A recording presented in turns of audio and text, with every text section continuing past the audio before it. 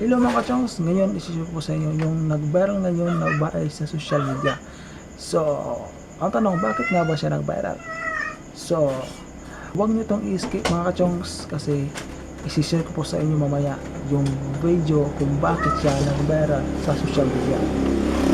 Bago yan lahat, ay ipapakita ko muna sa inyo yung mga memes na sinishare ng mga tao sa social media. So, merong na merong nagsuot ng pinya, kahit si Aquaman nagsuot ng pinya, kahit ang buhok ginawang pinya. Ito, merong din pinya hawak ng isang babae.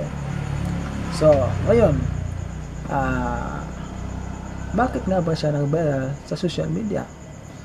So, handa na ba kayong malaman kung bakit? So, bago ko ipakita sa inyo yung video, please click the like button and i-click nyo lang din yung subscribe button and click the bell icon. So, palala po sa lahat ng 18 years old below, patnubay na magulang ang kailangan. So, ito na mga kachongs.